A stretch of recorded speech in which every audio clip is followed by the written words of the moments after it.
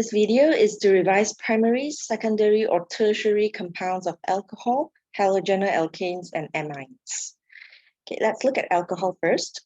So if there's one R group, and what is this R group? R group means an alkyl group on an alcohol, then it's a primary alcohol. So we can write it this way. This R here can be any alkyl groups, for example, a methyl, ethyl, or propyl, or any other alkyl groups. For example, CH3, CH2 over here. That makes an R. So if it's a carbon, if this carbon is connected to a carbon here, then it is a primary alcohol because this carbon is attached to just one R.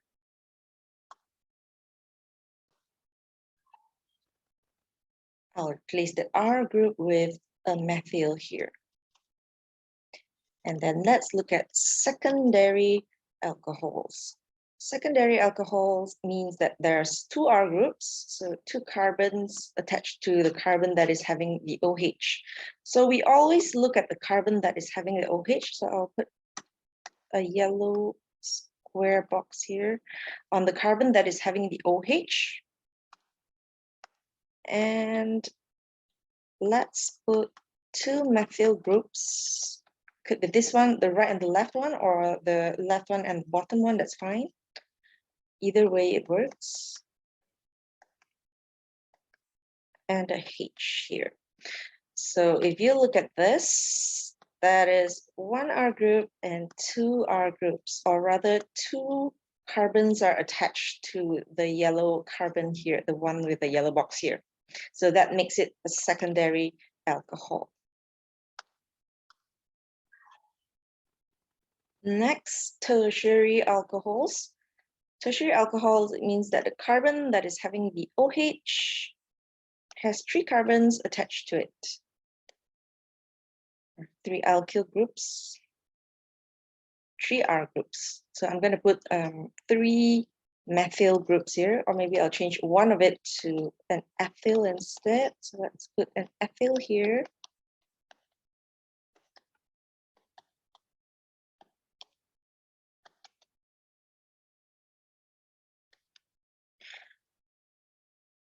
If you look at that structure, you can see that this carbon that is having the OH here, it has one R group, two R group, and three R groups. So we ignore the naming, we ignore where is the longest chain or whatsoever. We just look at the carbon that is having the OH and see if there is one carbon attached to it, two, or three attached to it.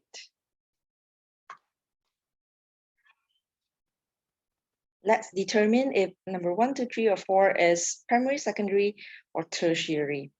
Okay, if you're not too sure where is this OH, you might want to draw the display structure so that you can see which carbon is having the OH, because ultimately you need to see that carbon, whether it has one carbon, two carbon, or three carbons attached to it. So that's the carbon that matters. So which carbon is this OH attached to? I would say it's this carbon. If you're not sure, then partially display it. So you have CH3 here, a C, H, OH, and CH2, CH3. Okay, this is not fully displayed. This is still a condensed structural formula, so these are condensed. Of course, I display a little bit of it just to see that this carbon here has two carbons attached to it. So therefore, this is a secondary alcohol.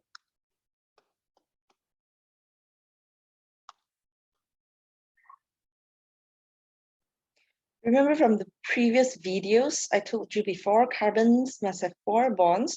So if you're not too sure, this carbon is attached to the H or the C. So if I draw the H here, and the C, and then a H, and another H, you will see that this is wrong because the H has 2 bonds here. Carbon should have 4 bonds. This carbon have 1, 2, 3 bonds only. So this structure is wrong. And therefore, I would change the position here. put the carbon here, H, H, and H. So then the carbons all have 4 bonds, and the hydrogens all have 1 bond only. So we can see clearly that this is attached to carbon, attached to 1 more carbon, so that's 2 carbons, and 1 H, and the alcohol functional group. So this is a secondary alcohol. Let's try the next one.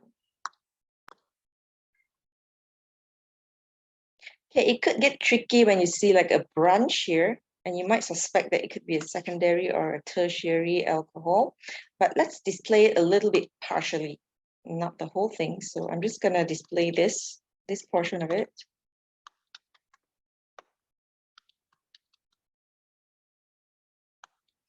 So there's 2H on this carbon and OH. Okay, just remember this carbon is not our focus. It's not the carbon that is having the OH here. So the carbon that is having the OH here is our main focus. So we should focus on that carbon. And how many carbons is attached to that carbon? It's only 1. So this is 1 R group. It's only attached to 1 carbon, and the other 2, they are hydrogens. So this is a primary alcohol.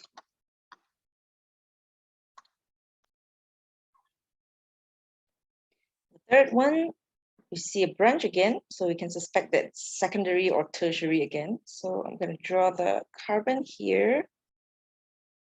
There's a CH3, another CH3 here, CH2, CH3, and an OH. So this is our focus carbon. So there's 1, 2, 3 R groups. This is a tertiary alcohol.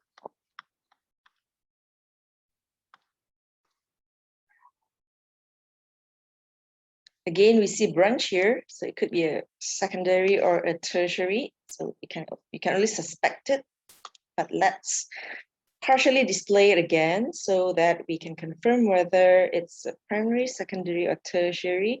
So I'm going to draw the front where we see the branches. C, there's CH3, a CH3. So I've drawn this, another CH3,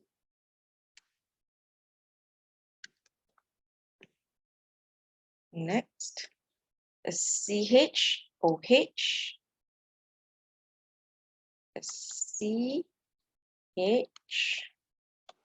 CHOH, and the last part would be a CH3.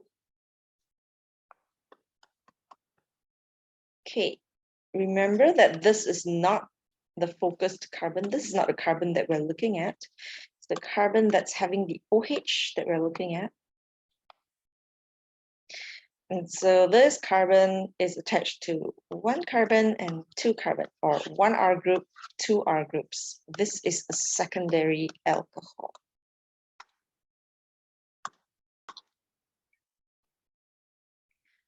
Next is to determine the primary, secondary, or tertiary compounds of halogenic alkanes.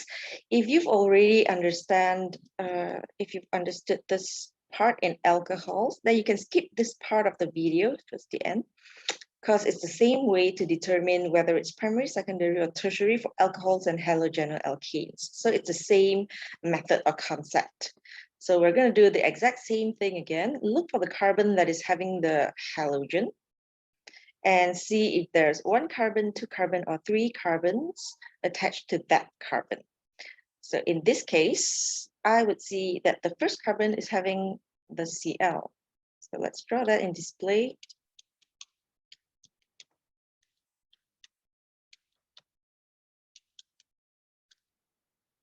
CH3, I'm going to display that. CH2 and CH3. So remember, the focus is this carbon, not the next one. And there's only 1 carbon or 1 R group that is connected to this carbon. Therefore, this is a primary halogenoalkene.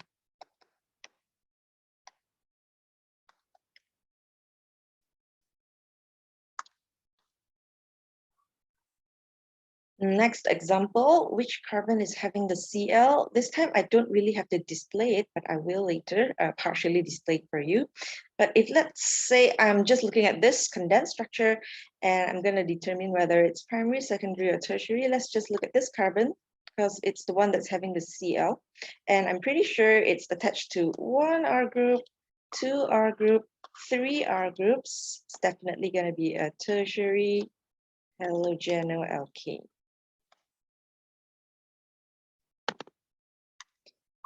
Okay, but let's say you can't see that and you want to display it, that's also fine. So this carbon is having the Cl. We're looking at that carbon as our focus. And the rest of the carbons, I'm going to draw it. CH2, CH3. So CH2, CH3. Remember the rules. Carbons should have 4 bonds, hydrogen should have 1 bond.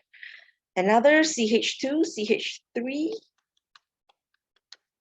and the front one, another CH2, CH3.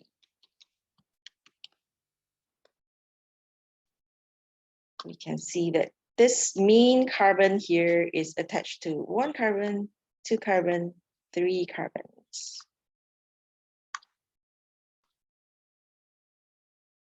And the third example, I think this carbon is having the Br or the halogen because it's attached to a CH3, a H, a Br, and a CH2, CH2, CH3. So this is my main carbon. There is 1 carbon, 2 carbon.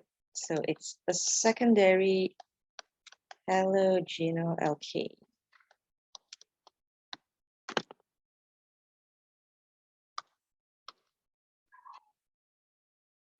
The next functional group, that would be amines. And for amines, we only look at the N and find out how many carbons or how many R groups are attached to the N. So in this, it's very clear that there's only 1 R group and the others are H. If I were to display that,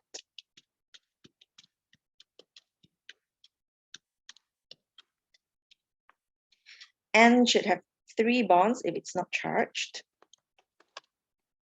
So there you go. N is our main focus. There's 1 R group, or it's attached to 1 carbon and 2 hydrogens. So this is a primary amine.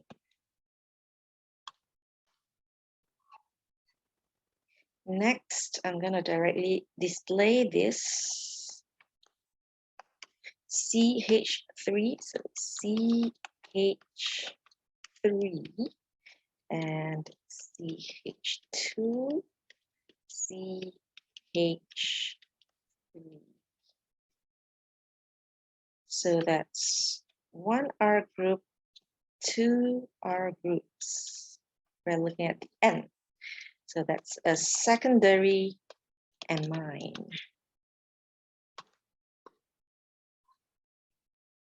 Let's display this. So this is the main thing that we're looking at. CH3, another CH3, a CH2, CH3.